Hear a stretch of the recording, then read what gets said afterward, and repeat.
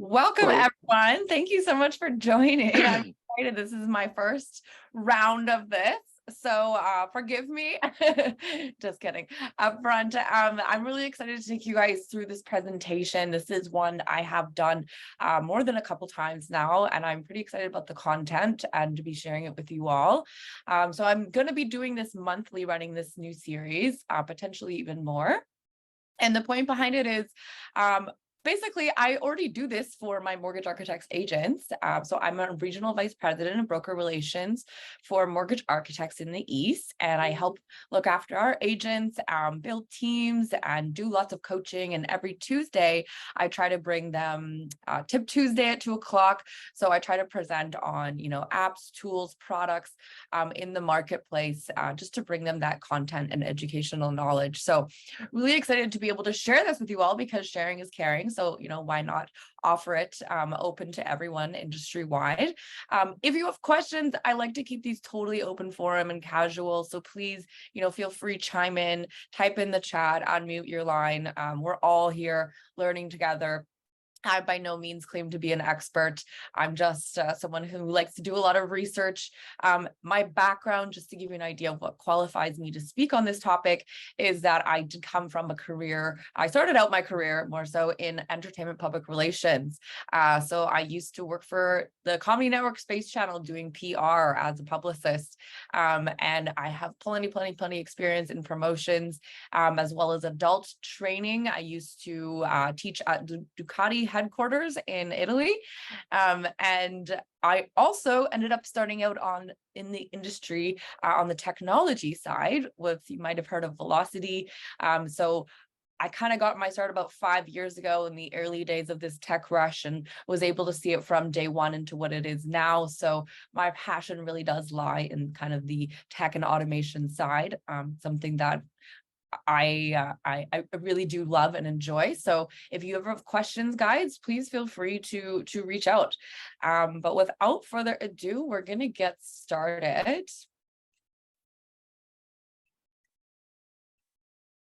All right. Okay, so point of the episode today, we're going to look at the importance of reviews, winning at the Google game, SEO improvement, and then Google business exposure. Because Google, and we're not just talking about Google here, we're going to talk about Facebook and reviews in general, are so important in this consumer vetted era that we're in. We're going to kind of examine just how important, and then we're going to look at how to start collecting those reviews. There is a little bit of setup you need to do with Google business in order to make sure that you're even showing up on the map, which is huge because people are going to be going and, Googling when they're looking for an expert in their area.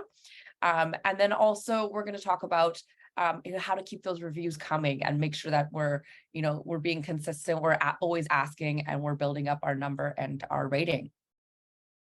Okay, first is first. Some people are kind of shocked when I say this, but I am going to claim that Google is our most trusted advisor. It's an algorithm. So, I mean, besides obviously asking, your mom or your friend, the first thing that we do when we have a problem we need solving is we go to Google, right? So I need a new dentist. I need to, research a new kind of dog food, anything along those lines. It's literally even become a verb. So the phrase Google it has come about, and it's now, it's actually in the dictionary. So it's so powerful, in fact, that it has created its own verb.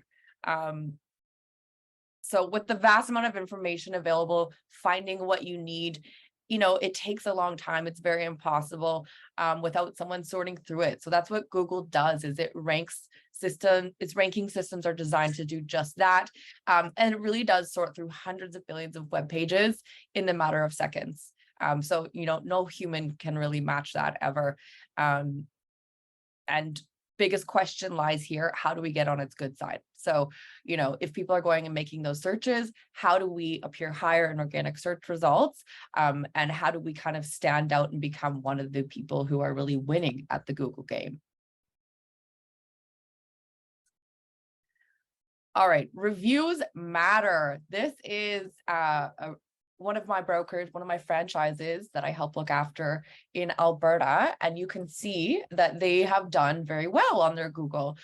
So they're 4.8 out of 5-star, 26 Facebook votes. So people have actually voted them up on Facebook, which is another cool thing you can do, and 195 Google reviews. So that is a pretty good vetting from a consumer. If I'm going online and I'm deciding whether to trust this company or not, that 195 stars at 4.8 is really going to do a good job of laying the groundwork, so that I'm comfortable to kind of move ahead and working with this group, with this company, or with this broker. So online reviews really shape the internet as we know it. We are very much in a consumer vetted era where users and the audience decide the results. We decide who the winners and losers are. So, Google literally decides who to put higher up on the page, who to give that premium space, simply by popular opinion. So who's getting the most reviews, who's getting the most clicks, and how do we make sure that we're kind of one of those people who are winning? So 2 reasons why they're beneficial. One, for general discovery.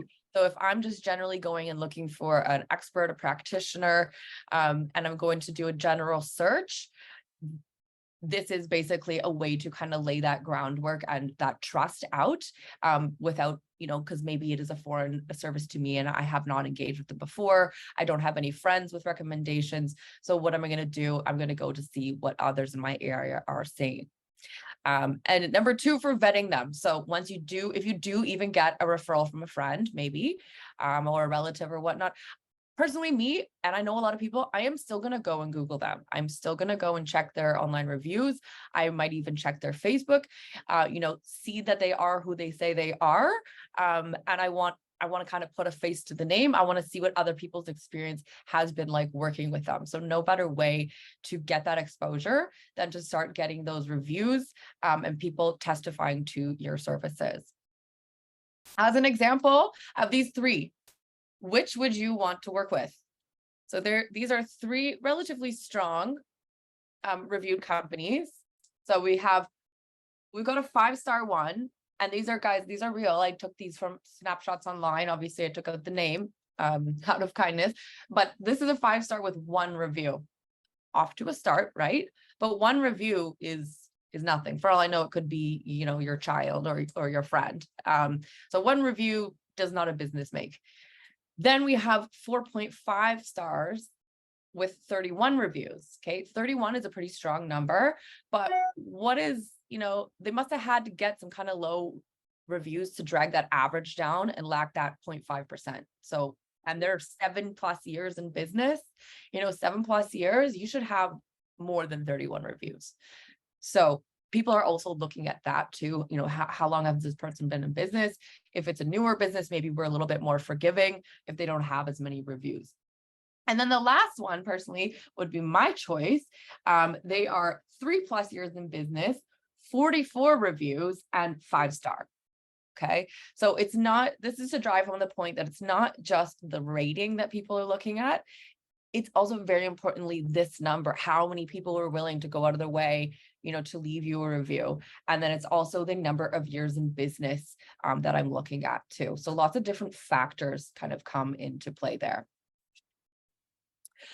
All right, how do I improve my organic exposure on Google? So how do I become one of the winners that, when people, they go and do a search, how do I pop up as one of the top listed and experts in their area?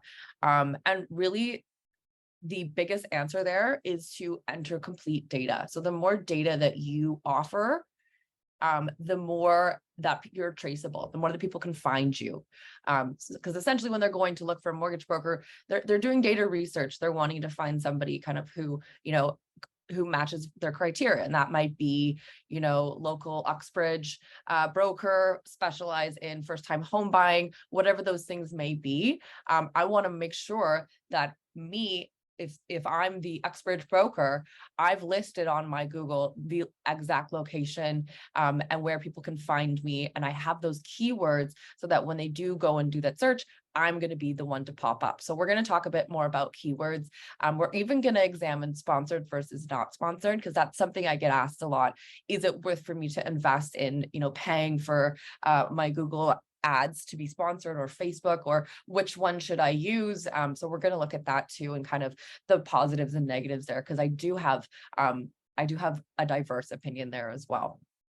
So making sure that you're getting your Google set up, first step. A lot of people don't realize, they think, I must be on Google, Google just knows everything. Well, that might not be true. Go and Google yourself. If anyone here has not Googled themselves, please do it. We want to know what other people, I see a smile there. I love it. I want to know, you want to know what other people are seeing when they go and look at you, right? We want to know what is that impression? Because, first impressions are very much made online now, especially we've moved towards being very contactless since the pandemic. And so we might not ever meet our clients in person. And you know what? That's kind of okay. It's saving us a lot of time. But in order to build those relationships from the bottom up, we don't have that same opportunity to kind of have that warm introduction in person all the time. So what they're going to be looking for is, what is my first impression when they Google me, when they look online, and what are others saying about me? So when you go and do in this, and I'm going to also share some links with you guys, because Google does a really good job of providing instructions on how to get this all set up, and make sure that your location and things are in there. So this is an actual search that I did of Vancouver mortgage brokers, and you can see it's popping up with the top results here. And we're going to talk again about the sponsored, see the ones with the ad versus ones without ad. We're going to get into that a bit later, but very importantly, in order for these results to show up, so True North, you might have heard of True North, Pinsky Mortgages, these are actual brokers in the area. They had to go into Google and actually make sure that Google had their information. So it's so basic, but a lot of people haven't taken the time to set up their Google business account, completely free. Make sure you have your location, because that's so important when people are looking for, results of a local expert. Make sure you've listed that if you have a physical location or not. Google actually allows you to, even if you do, and I would suggest always make sure you put a relative location, but it doesn't have to be that you have an office for them to walk in. So don't be afraid that just because you're popping up in the map, people are going to start knocking on your door. That's not it. You can actually indicate on Google whether this is a walk-in store or kind of a private business. So, don't be afraid to have your name pop up on the map. In fact, that's what we want. That's very important. Make sure your business hours are accurate and that you're set up to receive notifications if people are trying to message you.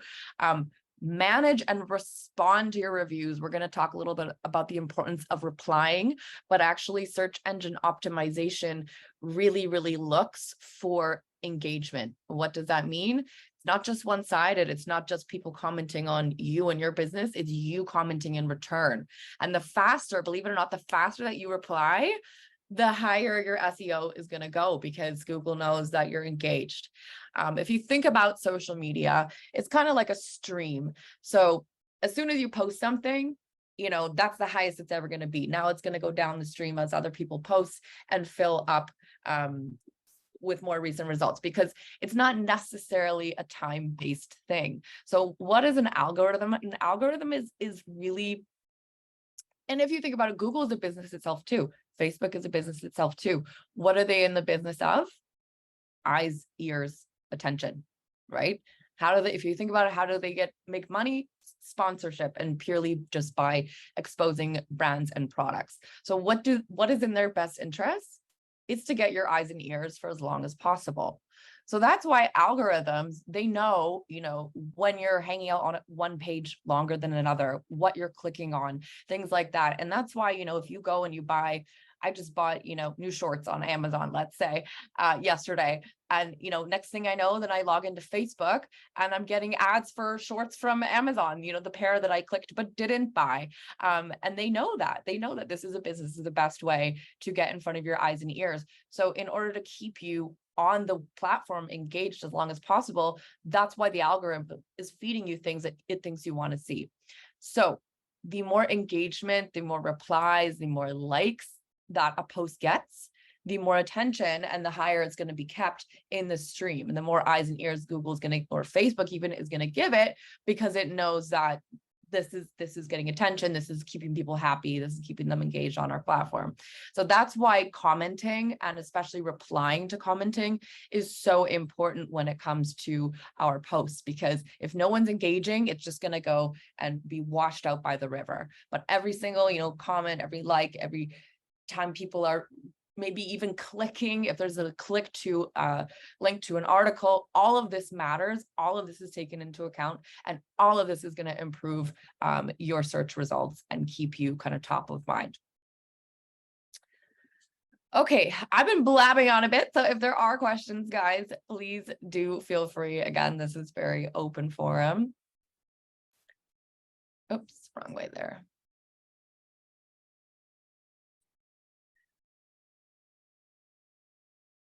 Okay, so adding to maps, like I said before, it's so simple. Really make sure you have even a Google for Business account. I know you say, oh, I have Gmail though, so I must have one. No, not necessarily. You have to actually go and set up your Google for Business. Click to physically add your business here in the map, and make sure that you filled in your profile, your bio, your location, keywords, things like this, because this is all the data points it needs in order to for you to show up in results. And if it doesn't have this information, that if we haven't given that information, like, I think we tend to assume that Google knows too much and take advantage of that, but it doesn't know everything. And the more we give it, the more it can help us out.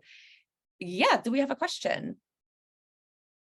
Hi, Sarah. I just have a quick question about the location. So I'm in a situation where I'm currently in one city and hoping to carry on with business there, and then moving to another city as well. So I'm just kind of curious what you'd recommend in regards to, do I promote the city that I'm living in per se, the going to, or the one that I've already been developing in?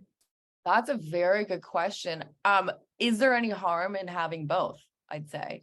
Can you have both? That's one of my questions. That, you know what, that's a good question. Like, I would probably go on the location on Google and see if it will in fact allow me, because if you think about it, there's a lot of businesses that are multi-provincial even, right? And it will show up in as such.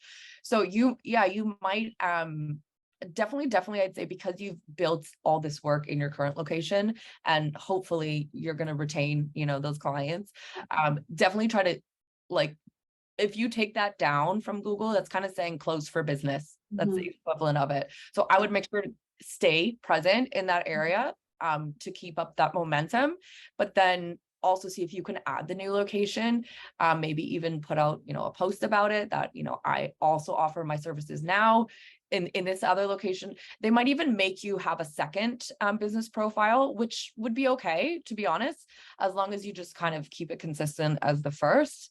But yeah, no, that is a very good question, and something I would like to look into as well. Can we have multiple locations? I imagine so, though. Yeah. Okay, thanks so much. I'll check into it. Yeah, great question. Good question. Okay, so before we can really start the process, we want to make sure you've got all the boxes checked to take advantage of this. It's essentially, it's a free promotional technology for you guys. And the first, add your location. We want to show up in local results. And then this next thing I like to talk about is building trust. So it's not just about, putting your business name and hours and location. When you Google a business, and if you guys go and Google yourself right now, in fact, you will see usually it shows up kind of big on the side, right? Like this, right? It gives it some special attention because it knows we're after this expert in the industry, and it does pop up immediately with the number of stars, the ratings, address, etc. But how much nicer is this that we have this beautiful smiling face, very, you know, trustworthy, very warm, very approachable, so that when I'm going and doing this business, I've already got a face to the name. I've already got this trust laid out in 5-star, 33 reviews. This is one of our, Marcy Dean, one of our mortgage architects brokers in Vancouver. Thank you, Marcy, for letting me use you as an example. But I love how trustworthy she's managed to build her profile.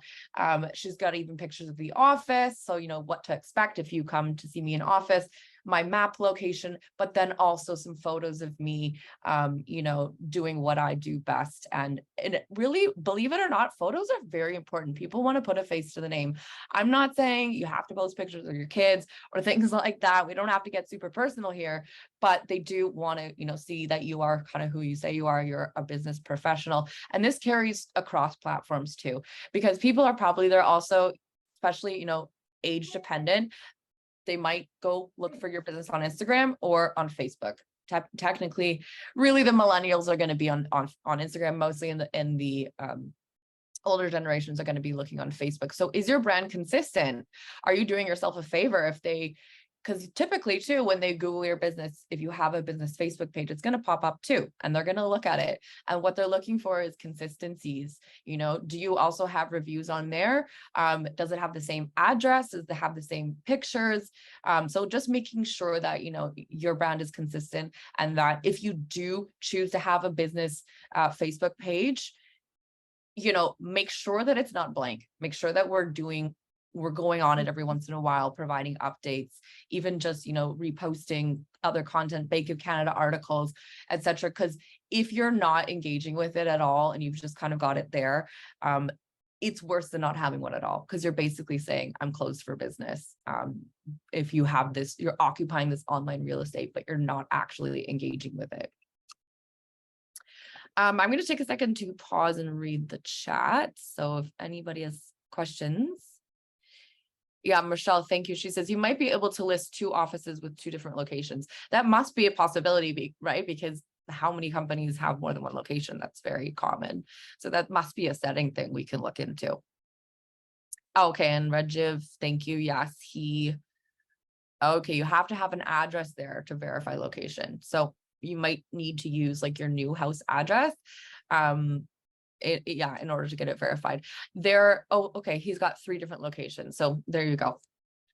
One thing though with Google, sometimes when they want to verify you, I know people who can attest to this, and it is very important that we do get verified. That it's just the new thing. Consumer vetting, verification, so important these days. If you ever go and search out like a celebrity's Instagram or something, you'll see this little blue check mark next to the one that's actually been verified. And it's not a copycat account, it's not a fake account, whatnot. So that just helps to build trust. And why not? It's free to do. You know, we're doing ourselves a favor here, so we might as well. But the one thing I will say there is sometimes they want to do it via snail mail. Believe it or not, still it exists to this day and age. So they'll say, okay, you want to verify, we're going to send a postcard to that address.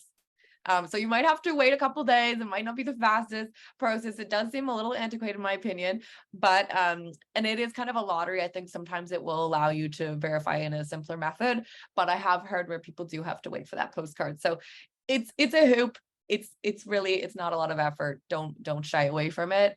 It is important that we actually do it. And again, it's not costing you anything. Alrighty. So the next question I get asked probably the most is, how do I get reviews, right? How do we start the process, start them coming in? Even if you're starting from scratch day one, I've never talked to clients about reviews. I've never set up my Google profile. Okay, well, number one, of course, set up your profile, make sure to Google yourself, see what they're seeing when they go and look for you. You know, is it trustworthy? Is it detail oriented? And more importantly, are you giving Google the data that it needs in order to show up in results? Another one, so I hear all different phases in answers to this question. The question, when in the process should I ask for that review? And a lot of people will say, I usually wait till closing, or I, sometimes forget or whatnot. And I'd say the best answer that I hear is, and the most effective, and by far the brokers I know who get the most successful reviews, are just by planting the seed from day one. So day one, first conversation, when you're talking about your services and your promises to your client and their experience in working with you, feel free to put it out there that I'm gonna work very hard to provide top-notch service for you, so much so that you won't be able to help leaving me a Google review, or I really want to earn that 5-star review from you. So I'm hoping to make that delivery, and anything you need from me in order to get there, let me know. So plant that seed from day one, put that idea out there, ask, make sure that they know how important it is to you. People don't really think about the fact that we are business for self, and they don't think about the fact that we rely on referrals at all. And how are they supposed to know unless we tell them, right? Unless we ask for them. I heard an interesting stat, and it was with realtors. And it said the number 2 reasons why people don't go with the same realtor the next time. And it wasn't because of bad services. It was because, one, they forgot the realtor's name. That's common, okay? It sounds funny, but they couldn't even remember their name because the realtor never bothered to, keep them in the CRM system, reach out, touch points. No, they didn't set up newsletters or whatnot. And it's been so many years. There's a million details in my mind. How do I possibly remember the name of that individual I worked with years ago? So it's as simple as that. They don't remember their name. So that's such an easy fix. If you, add your clients on Instagram or Facebook, take the time sending out newsletters, congratulate them on whatever their spring garden accomplishments, whatever it may be, make sure that they know your name. And number 2 is that people weren't aware. They didn't know that the realtor was looking for referrals. And this is similar for mortgage brokers. So it's across the board, because the realtor never brought that up. They never, asked, they never put it out there that, referrals are important to me. I love to work with people who love to work with me. So they had no idea that was actually important to them, and that, they would have appreciated that referral. So then it went to somebody else, whoever was top of mind in that moment. So that's something I just like to kind of put out there, because I think it goes so easily unnoticed. And it's something so simple. Other one is that people forget to ask. It's so easy, your deals close, on to the next. This is off my plate right now, but really it's not. The work is in the follow-up. And, in order to retain a steady client base incoming, is we really do need to build that online trust. And we need to get our ratings up. And the longer we're in business, the more numbers I want to see there, the more reviews we should have. So allow our AI friends to help out. This is where a CRM software can come in. Whatever software you're using, I use Velocity. So I'll have Velocity workflow pop up. It's set to go off based off of closing date. So maybe I'll have it a week before closing, or on closing, or after closing. And it literally reminds me, poke, your client's file is closing, perfect time to ask for a review. And that reminder is kind of like a pre-structured email as well. So I don't have to go and type it again every time. I've got it already set up as a template. And then what I can do is just customize before sending. Customize. Another thing I want to drive home, because when we're asking for something like a review, it is kind of personal. You are asking for 5 minutes of people's time, right? So it's a bit of a bigger ask.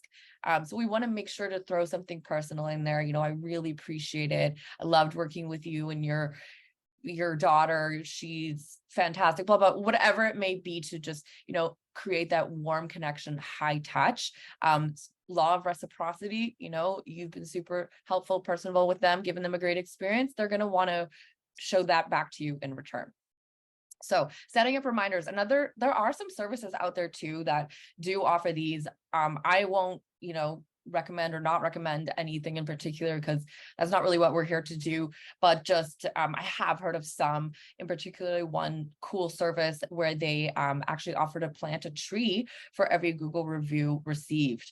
So I found that pretty cool. And that's actually the first slide that I showed with Mortgage Line, where they had 195 reviews. the reason that they got from like 30 to 100, almost 200 so quickly was because they engaged with with a service like that, where it literally takes over the process for you. So they'll take over asking your client, reminding your client, in a very friendly way why reviews are important. And then law of reciprocity, they're offering to do something feel good for your client, like planting a tree. So that's kind of a gift too, right? It's giving and receiving. So if I can take 2 minutes in my day, write a review, and then know that I've done some good today, I've helped the world one tree at a time, and they've planted a tree just because of my 2 minutes, I'm going to feel good. And that's a gift to me. And, everybody's going to feel good all around. And it just really provides that kind of emotional incentive, because people are very self-centered human creatures, believe it or not. We like to think that we're not, but we are, and it's always about what's in it for me. So if you can provide what's in it for you, it's only going to take you 2 minutes, and then you're going to feel great today because you planted a tree. There you go. It's pretty hard to say no to such a sweet offer like that. Okay, reply. So that I talked about this. This is a actual real reply of some of my agents who I'll tell you guys, when I was initially building this presentation, I was doing real searches on our agents in Alberta. And what I found was incredible. We have a team of 2 ladies, Mortgage Sisters West, just 2 ladies. And they were popping up in my, local Alberta, I can't remember the city center, results over a company that had almost 200 agents. So Google doesn't care, how big your company is. They don't care about anything other than people's response to you and their engagement with you. So these ladies had done such a good job, and they found that it did take them a little bit of time to build that momentum, but purely they found their success came from setting up that CRM reminder. And they actually were an interesting example because the 2 sisters did something different. One of them set up a campaign, so an automated campaign that would go and ask for a Google review. And it looked very templated. It's not customized. It's not personal. Your audience realizes that, everyone's receiving this. That did not get such good results. The other sister had the more customized one. So it would remind her to ask for the review, but it would offer the opportunity for her to customize that message before. And it just looked like a normal email. It didn't look like any fancy, templated auto message. And they found that the results, guys, for that, hand over foot, the customized approach, always the best. And so that's how they purely just 2 ladies managed to literally get their Google review ratings up super high, rank higher in search results on Google, show up higher on the map, like first search you get. And that's just purely because they've put in the time over the years to make sure to ask their clients for reviews. And very importantly, after they get those reviews, they go on and they write genuine responses. So if you start to read through this, you'll see that, it shows through her personality and how much she really cares for her clients, how much she just genuinely wants to do a good job. So not only is it giving off a great impression for anyone, looking if they can trust this person or not, but the SEO loves it. They love replies. They love quicker replies. So it's going to keep moving you up higher in search results. So I cannot really stress even anymore the importance of replies. Make sure to follow up too. Okay. If you don't get a review in a week, don't forget about it. Don't be bummed. Maybe set a reminder to just check back and hey, I just wanted to reach back out and see if you had a time to do this. How's the house, etc. Any opportunity really to re-engage with our client and stay top of mind is always a good one. All right, so let's get into sponsorship, because a lot of people don't really kind of understand how this works, and is it worth it? Should I fork over a ton of money to get this started, start off slow? How should I approach this? So when I did this search, and this is again a real search, I just looked at Toronto mortgage broker. Okay, and you can see the results pop up. Do you see the first one? How it has 5-star, great, but only 10 reviews. but it's top because it's ad. So this little ad sign. Now, you might have different opinions on this, but for me, being a millennial and being very much a part of the consumer vetted generation, I usually tend to skip past the ones that are, sponsored, because it's not a genuine result, and it's not based off of user feedback. It's just based off of this person sponsoring. So is this doing our brand a favor or not? I think it really depends. For example, if True North, who has 5-star and 763 reviews, if they were sponsored because they already have so many reviews, I would be more likely to trust it, right? With somebody with only 10 reviews, not necessarily. Like, for me, I'm going to play a game with myself, how fast I can scroll past. Literally, how fast can I scroll past to the actual reviews? So it's kind of up to you how you feel about that. I mean, it does a great job of putting you top of page, and it is a pay per click service. So, we can be very good with budgeting, things like that. You get tons of feedback from Google. It's fantastic, but it really depends kind of on what you guys feel is right for you and your audience. So benefits, you can set your budget. Gone are the days of mass advertising where we need, $1 million just to get a billboard. That stuff doesn't really exist anymore. We can be very strategic and targeted. So if you have maybe, $50 budget a day, that's fine. You can set Google, don't go over this amount, and it's pay per click. So you're not paying for what you're not getting. You're only paying for the clicks that you're actually getting. Okay. And once you kind of hit your budget for the day, it won't go over. So it'll stop.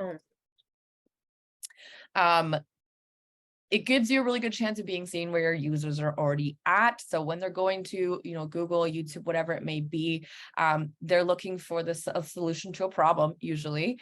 And if you're there offering it top of mind, then great.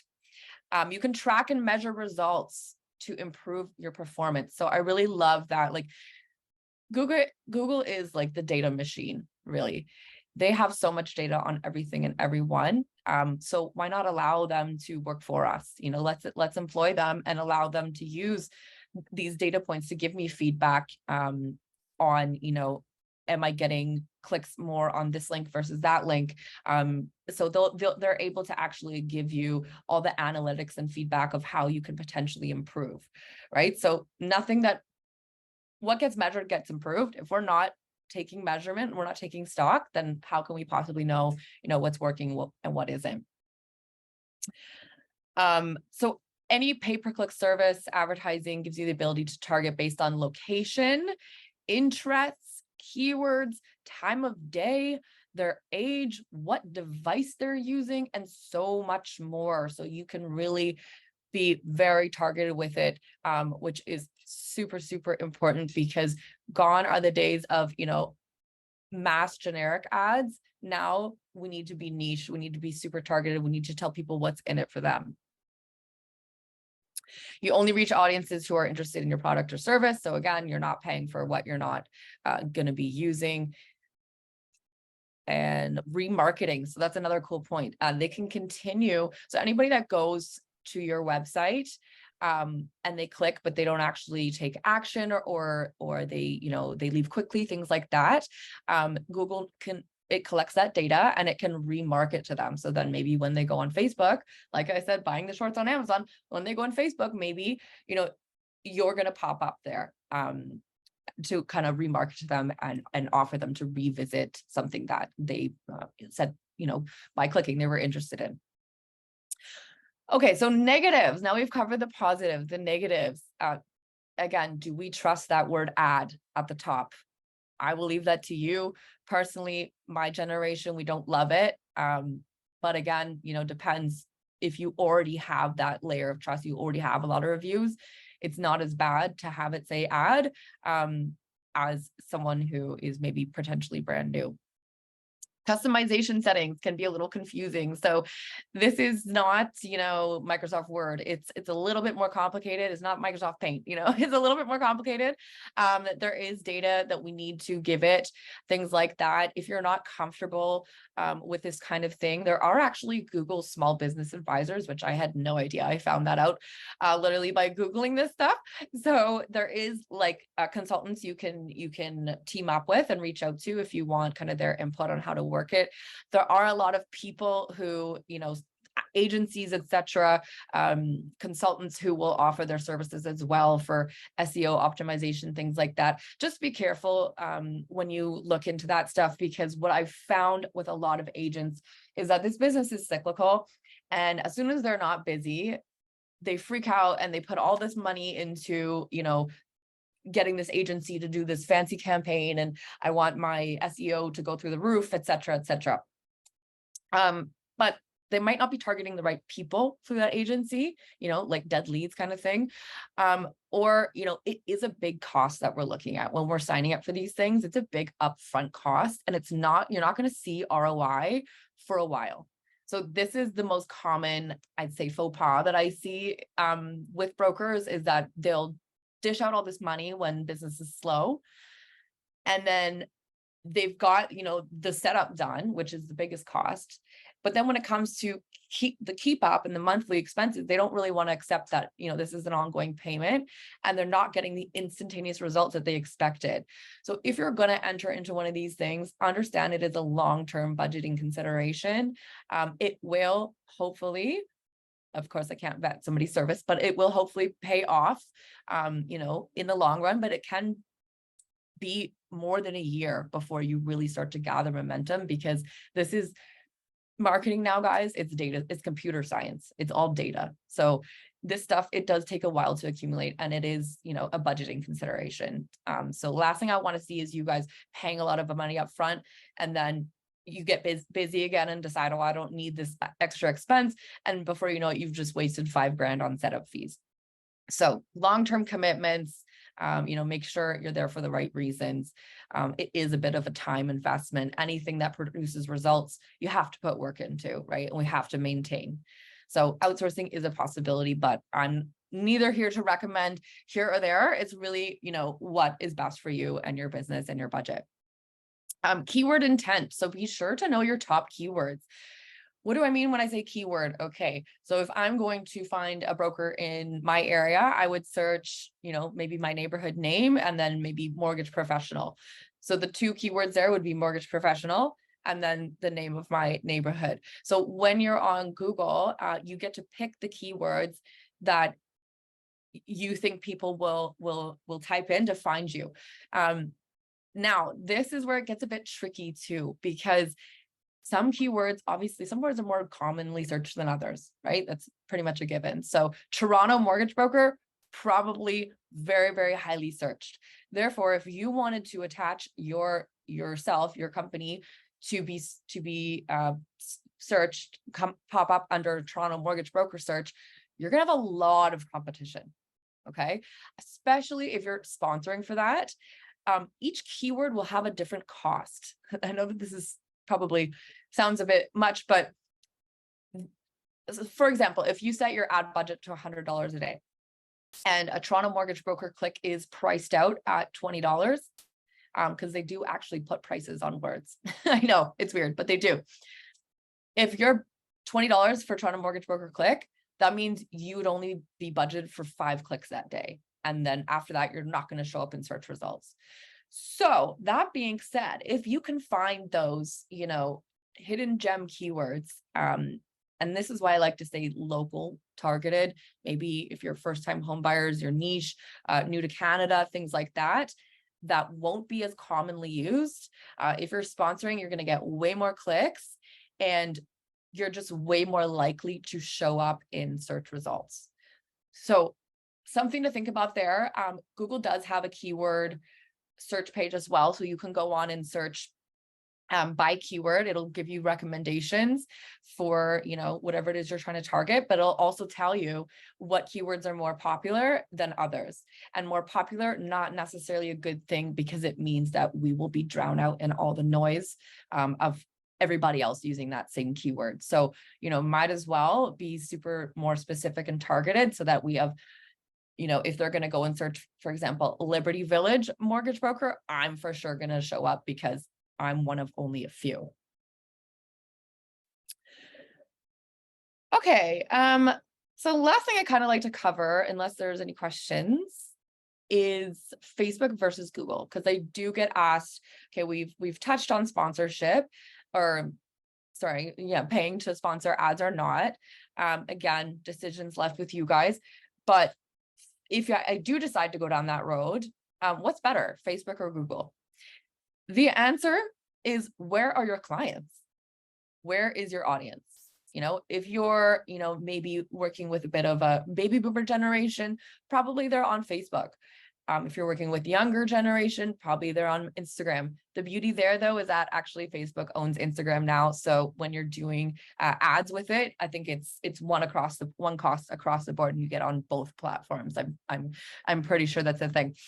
But everybody of any age really is using Google. So the reason why I kind of lean towards Google is because when people go on to Facebook versus Google, they're in different phases of the buyer's journey or the consumer's journey. So when you're on Facebook, you've got 5 minutes in your day maybe, and you just purely are looking for entertainment because you're bored waiting in line, right? You're not committing to going and researching a professional to work with or something like that. You're literally just seeing, what are my friends up to, who's posted a funny meme today, and you're just more so looking for that awareness, exposure.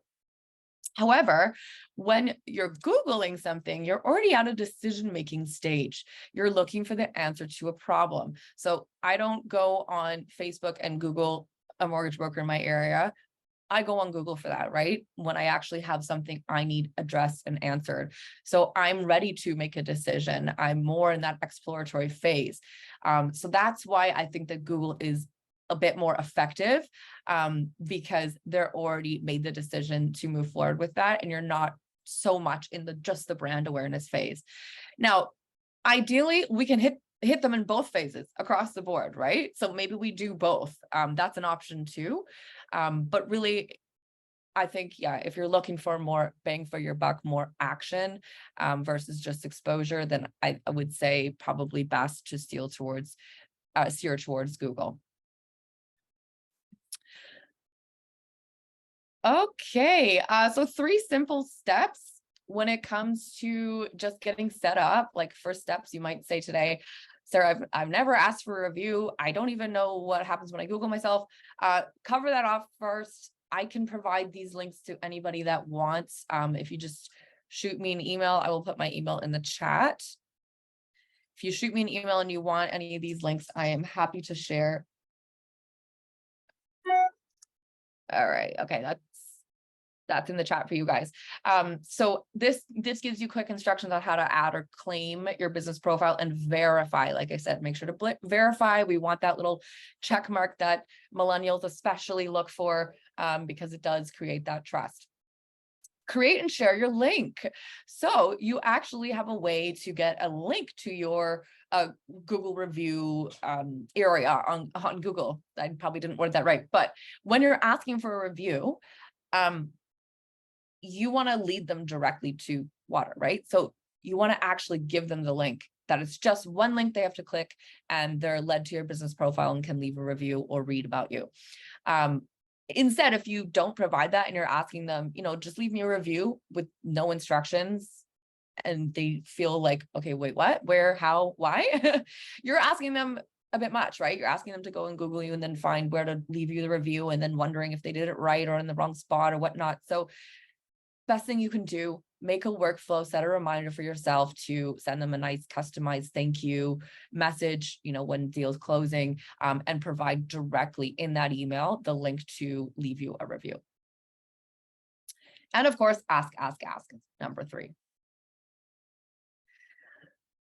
Okay, this kind of sums up what I like to cover for the bulk of this presentation. So we'll see if there's any questions, but really there is help out there too. You're not on your own. I mean, Google, it's a massive platform. There are so many professionals that work on it with it. So like I said, there is a such thing as small Google advisor, business advisors that you can hire. I think they're about $40 an appointment. I can neither recommend nor not recommend because I've never used their services, but it is something cool that I found out. HubSpot also has a lot of great instructional material on how to work with social media in general, but they do have a good Google Ads kit that I've provided a link for here too. So if you want that, let me know. And then there's a Google business community as well. So you can go on and ask questions from peers. We in this industry tend to love our peer sharing groups. It's how you get the best answers the fastest. So Google does have the same kind of environment where they support learning from each other as our peers. All right, guys, this sums it up. Thank you so much for joining me. We didn't go over an hour, so I'm pretty excited about that. This is my first episode, first time, so I hope you found it productive. I'm always looking for feedback. We're gonna have definitely a really cool topic for you next time. Thinking for sure social media focus. For sure, I'm gonna have a special guest on, someone who's very, very big with MA. And if you want to reach out to me, ask me anything, here's my email address, my phone number, and hopefully I'll see you guys next month. I've aimed to put this at the last Monday of every month. We might go to every 2 weeks. We'll see how things go, but thank you so much for joining me. And yeah, let me know if you have any questions. I'll just put my phone number in the chat too, if anyone needs it. All right. Okay, thanks guys. I really appreciate you joining me and supporting me on this first episode. I hope you learned something. If you didn't, I apologize.